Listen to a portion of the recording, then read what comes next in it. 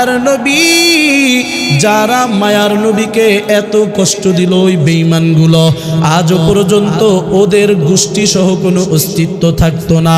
আমার নবী ওই বেঈমানদের জন্য রহমত, মুমিনদের জন্য যেমন রহমত, তেমন বেঈমান কাফেরদের জন্য রহমত। এর জন্য বেঈমান কাফেরগুলো এখনো দুনিয়ার জমিনে জীবিত আছে।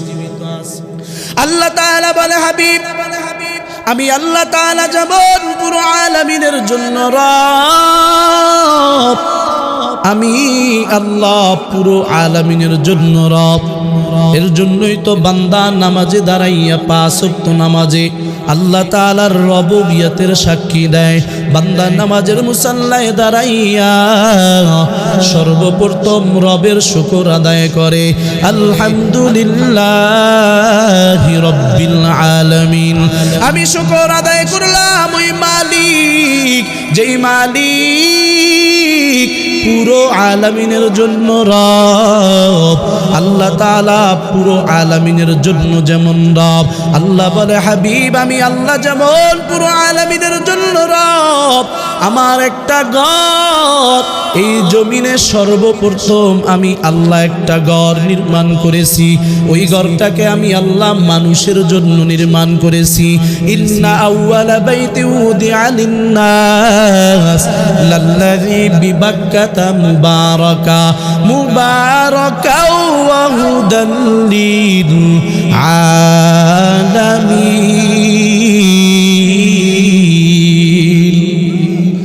আল্লাহ তাআলা বলে, পয়গম্বর, আমি আল্লাহ তাআলা দুনিয়ার ভিতরে সর্বপ্রথম একটা ঘর নির্মাণ করলাম।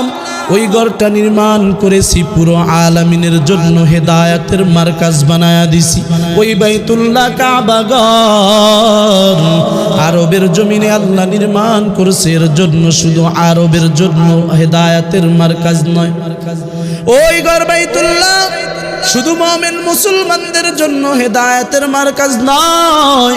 কোন বেঈমানও যদি হেদায়েতের উদ্দেশ্যে বাইতুল্লাহ সফর করে, আল্লাহ তাআলা ওই বাইতুল্লাহ ওই বেঈমানের জন্য হেদায়েতের মালা রেখে দিছে।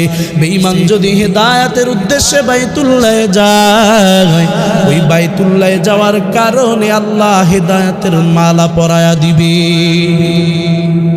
আল্লাহ বলে, পয়গম্বর, আমি রব যেরকম পুরো আলামিনের জন্য রব, আমার ঘর বাইতুল্লাহ যেরকম ভাবে পুরো আলামিনের জন্য হেদায়েতের মার্কাজ, ঠিক তেমনি ভাবে আপনি নবী, আপনি শুধু মুমিন মুসলমানদের জন্য রহমত নয়, আপনি নবী হইলেন পুরো আলামিনের জন্য রহমত।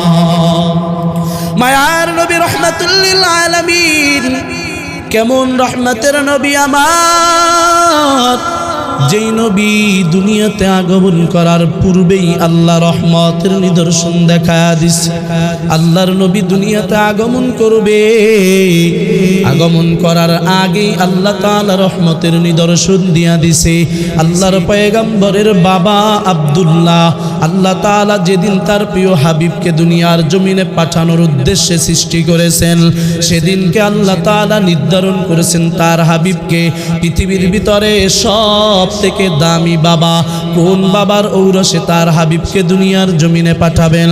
পৃথিবীর ভিতরে সব থেকে দামি মা কোন মায়ের গর্ভে তার প্রিয় হাবিব রাহমাতুল লিল আলামিন মায়ার নবীকে আল্লাহ তাআলা দুনিয়ার জমিনে পাঠাবেন। আল্লাহ তো যেদিন সৃষ্টি করেছেন সেই দিনকেই নির্ধারণ করে রেখেছেন। এর জন্য আল্লাহ তাআলা তার প্রিয় হাবিব রাহমাতুল লিল আলামিনকে যেই বাবার ঔরসে জমিনে পাঠাবেন, ওই বাবার দ্বারা আল্লাহ তাআলা তার রহমতের নিদর্শন দেখায়া দিছে। তার হাবিব দুনিয়াতে আগমন করবে এর আগাম বার্তা জানায়া দিছে। আব্দুল্লাহর কপালের ভিতরে আল্লাহ তাআলা একটা স্পেশাল পাওয়ার দিছে। কপালের ভিতরে কেমন যেন একটা আলো চমকাইতে থাকে। যেই মানুষগুলো আরবের মানুষ আব্দুল্লাহর দিকে তাকাইলেই আশ্চর্য হয়ে যায়। হায় হায়, আব্দুল্লাহকে দেখতে এত সুন্দর, একবার তাকাইলে বারবার বারবার আব্দুল্লাহকে দেখতে মনে চায়। আরবের জমিনের যত রমণীরা, সুন্দর সুন্দর রমণী, তারাও আব্দুল্লাহকে দেখার জন্য পাগল পারা হয়ে যায়। একবার শুধু আব্দুল্লাহর সাথে বিবাহ বন্ধনে আবদ্ধ হওয়ার জন্য পাগল পারা হয়ে যায়। আব্দুল্লাহ আশ্চর্য হয়ে বিরক্ত হয়ে বাবা আব্দুল মুত্তালিবের কাছে বিচার জানায়, ও বাবা, ওই কাবা চত্বরে আমি বের হইতে পারি না, ওই আরবের মেয়েরা আমাকে বড় ডিস্টার্ব করে, কাবা চত্বরে বের হইতে পারি না। আব্দুল মুত্তালিব যখন ওই মেয়েদের বাবাদেরকে জিজ্ঞাসা করে, মেয়ের বাবারা বলে, ও আব্দুল মুত্তালিব, আমাদের মেয়েরা কেন আপনার সন্তান আব্দুল্লাহর জন্য পাগল জানি না। এইবার আব্দুল মুত্তালিবের স্ত্রী সব মেয়েদেরকে ডাক দিয়ে বলতেছে, মায়েরা, কেন আমার সন্তান আব্দুল্লাহর জন্য এত পাগল পারা আমাদেরকে জানায়া দাও। এই জমিনে তো আব্দুল্লাহর মতো সুন্দর ছেলের অভাব নাই, আব্দুল্লাহর থেকে আরো কত সুঠাম দেহের অধিকারী, আরো কত সুন্দর সুন্দর ছেলে আরবের জমিনে অভাব নাই, কিন্তু আব্দুল্লাহর জন্য কেন এত পাগল?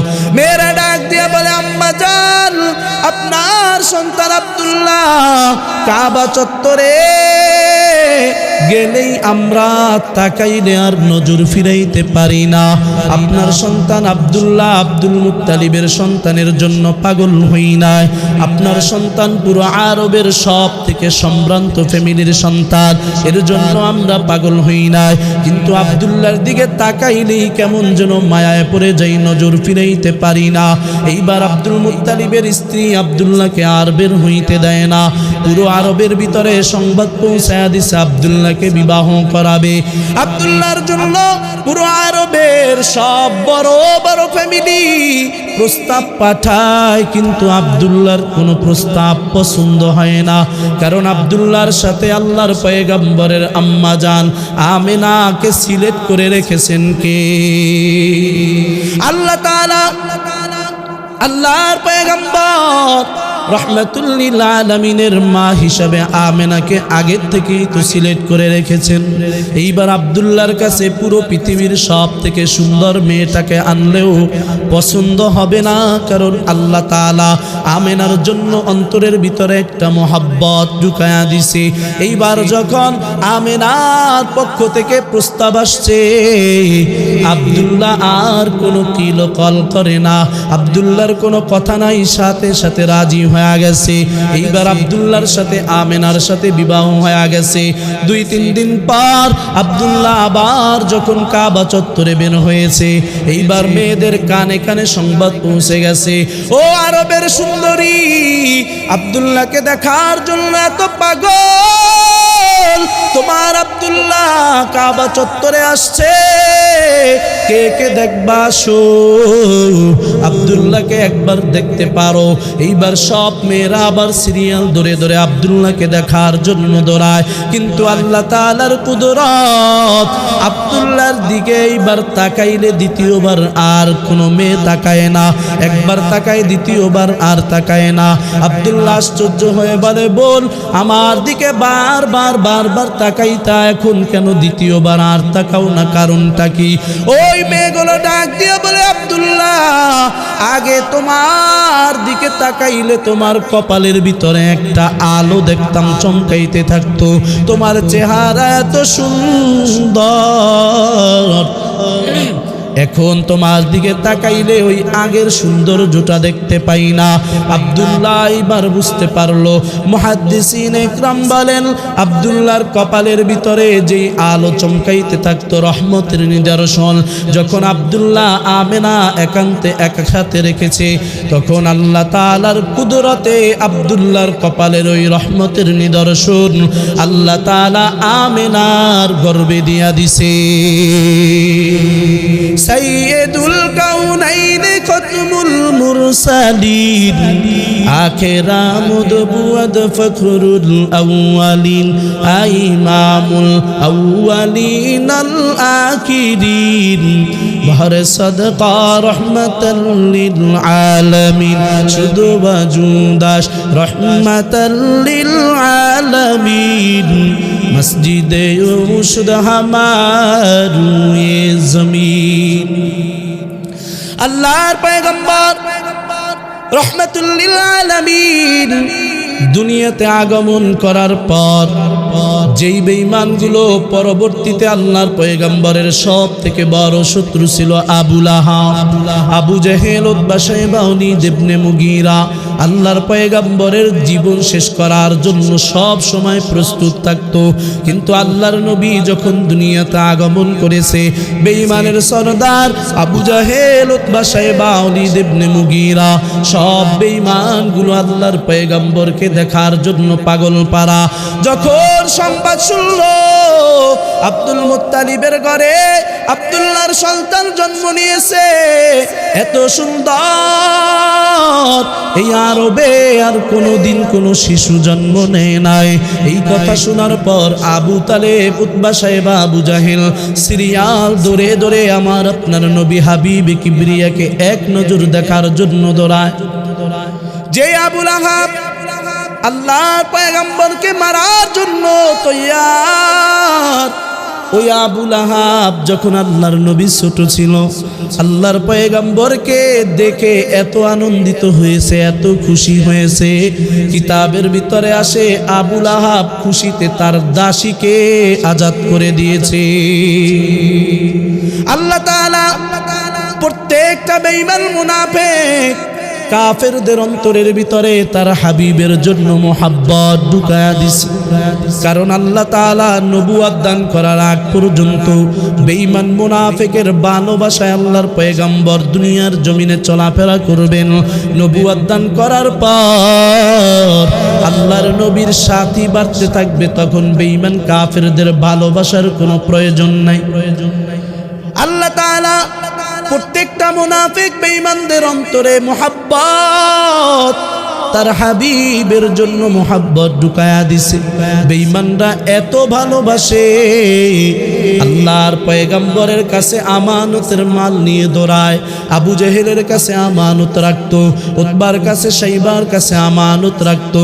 এইবার ইহুদিরা বেঈমানরা সব দৌড়ায়, কয় না না, আমাদের সর্দারদের কাছে আর আমানত রাখা যাবে না, আমাদের সর্দাররা আমানতের মাল খেয়ানত করে ফেলে। কিন্তু আমাদের মুহাম্মদ এত সুন্দর চরিত্র, মুহাম্মদের কাছে আমানত দিলে ওই আমানত আর খেয়ানত হবে না। সব বেঈমানগুলো আল্লাহর পয়গম্বর রাহমাতুল লিল আলামিন মায়ার নবীর কাছে আমানত নিয়ে দৌড়ায়, আল্লাহর নবীর কাছে আমানতের জমা দেয়।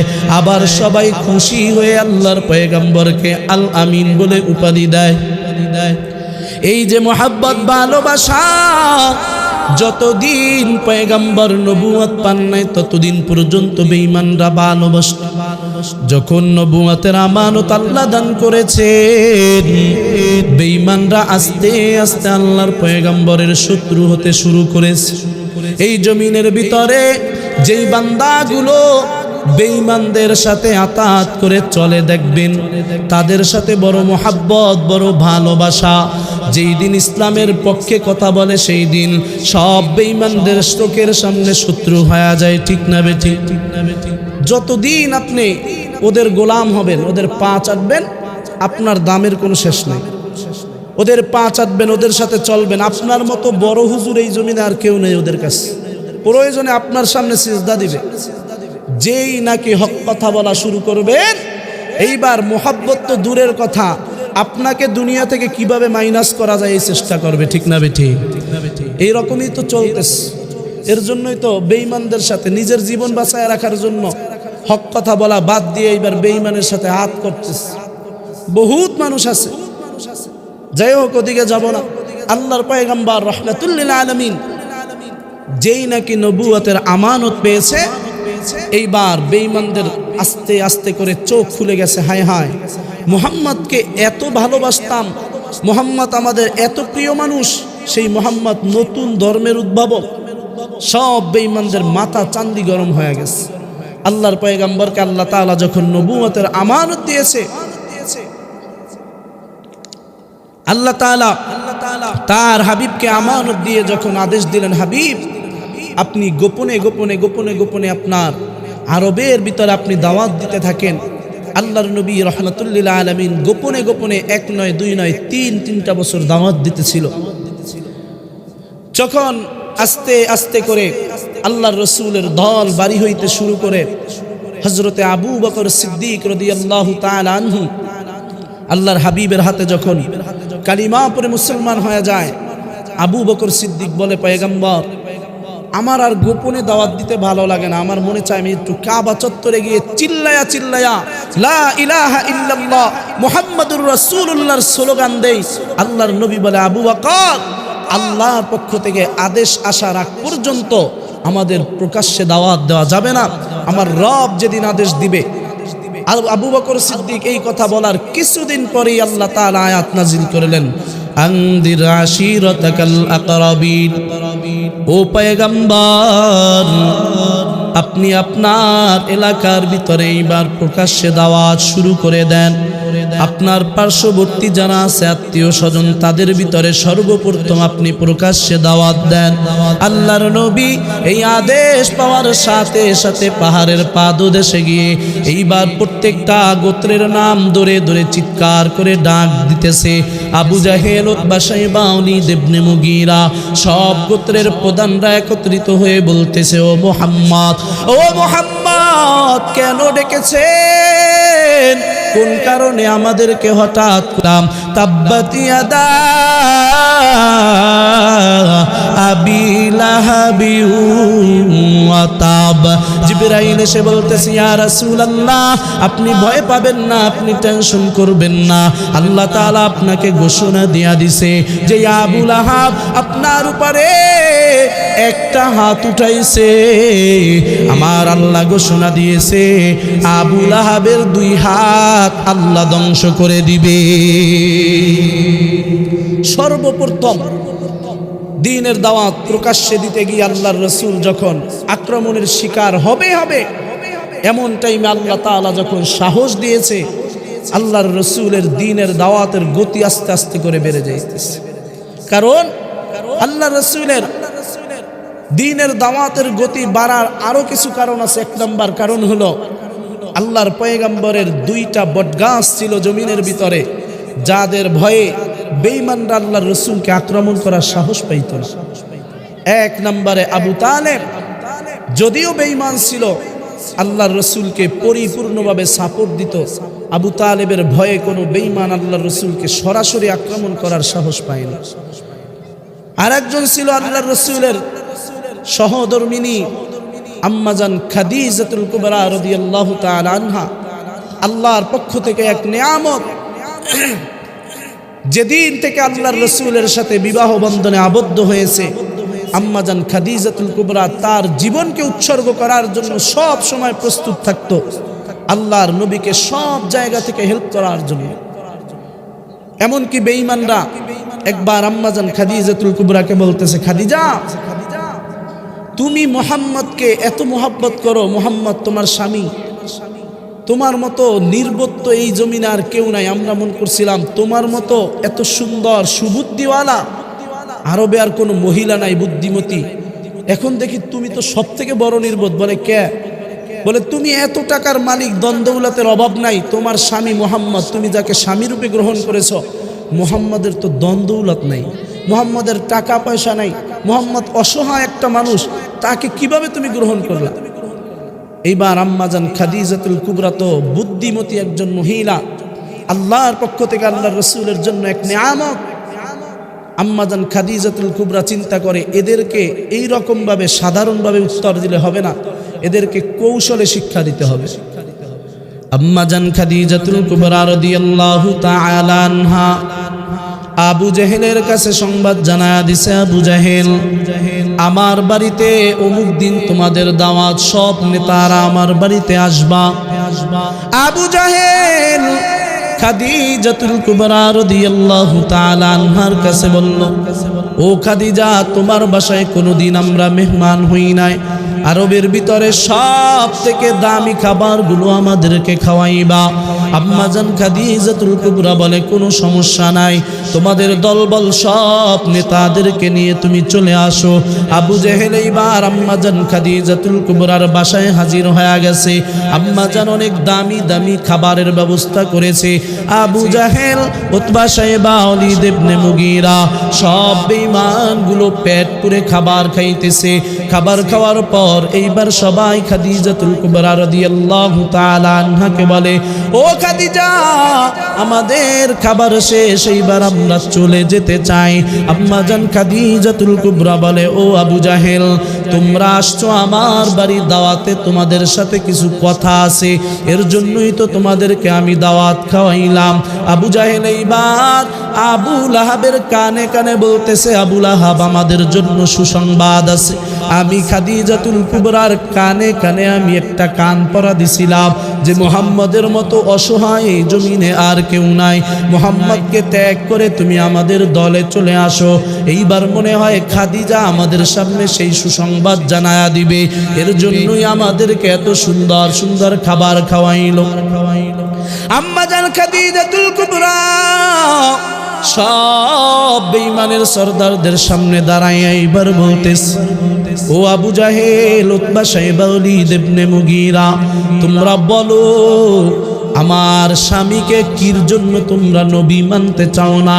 এইবার আবু জাহেল বলে, তোমার স্বামীর সব আছে কিন্তু একটা জিনিস নাই, তোমার স্বামী হইল হত দরিদ্র, তার মতো অসহায় দরিদ্র মক্কার জমিনে আর কেউ নাই, এর জন্য তাকে নবী মানতে আমরা পারবো না, সে অসহায় মানুষ। আম্মাজান খাদিজাতুল কুবরা রাদিয়াল্লাহু তাআলা আনহা বলে, আবু জাহেল, তোমাদের চরিত্র ভালো না আমার স্বামী মুহাম্মদের চরিত্র ভালো? আবু জাহেল বলে, খাদিজা কি বলো, মুহাম্মদের মতো এত সুন্দর চরিত্র এই জমিনে আর কেউ নাই, তাহলে বলো আমার স্বামী দেখতে সুন্দর না তোমরা সুন্দর? আবু জাহেল বলে, খাদিজা, মুহাম্মদের মতো এত সুন্দর চেহারা পুরো আরব কেন, পৃথিবীর ভিতরে দ্বিতীয় আর কেউ নাই। আম্মাজান খাদিজাতুল কুবরা বলে, আবু জাহেল, তোমাদের আমানতদারি বেশি না আমার স্বামী মুহাম্মদের আমানতদারি বেশি? এইবার আবু জাহেল বলে, ও খাদিজা, তোমার স্বামীর আমানত মুহাম্মদের আমানতদারি সব থেকে বেশি, এর জন্যই তো আমাদের ইহুদিরা, আমাদের সব দলের লোকেরা তোমার স্বামী মুহাম্মদের কাছে আমানত রাখার জন্য দৌড়াইতো। তাহলে বলো ও আবু জাহেল, আমার স্বামী কোন দিক থেকে তোমাদের চেয়ে ছোট? আবু জাহেল বলে, খাদিজা, ওই একটা কারণেই তোমার স্বামী আমাদের থেকে ছোট, তোমার স্বামীর কোনো সম্পদ নাই। কিতাবের ভিতরে আসে তখনকার সময় আম্মাজান খাদিজাতুল কুবরার শুধু স্বর্ণই ছিল 40 মণ। আল্লাহু আকবার। শুধু স্বর্ণ, ধন সম্পদ আর সপ্ত ব্যবসা বাণিজ্য আছে, স্বর্ণই ছিল 40 মণ। আম্মাজান খাদিজাতুল কুবরা বলে, ও আবু জাহেল, উতবা সাইবা, ওয়ালিদ ইবনে মুগীরা, আমি তোমাদের সামনে একটা সুসংবাদ জানাইতে চাই। আবু জাহেল তো মনে মনে খুশি মনে করছে আমাদের সামনে সুসংবাদ জানাবে, তার মানে খাদিজা মুহাম্মদকে ত্যাগ করে আমাদের দলে চলে আসবে। আবু জাহেল এইবার কানা ফুসফুসি করতেছে আবু লাহাবের সাথে, আবু লাহাবও মিটিমিটি হাসতেছে, এইবার খাদিজা আমাদের দলের লোক হয়ে যাবে। আম্মাজান খাদিজাতুল কুবরা দাঁড়ায়া বলতেছে, আবু জাহেল, উতবা সাইবা, ওয়ালিদ ইবনে মুগীরা, আবু লাহাব, ভালো করে কান খাড়া করে শুনে নাও, তোমরা তো বলেছ আমার স্বামী মুহাম্মদের কিছু নাই, আমার স্বামী মুহাম্মদ সব থেকে দরিদ্র, হত দরিদ্র।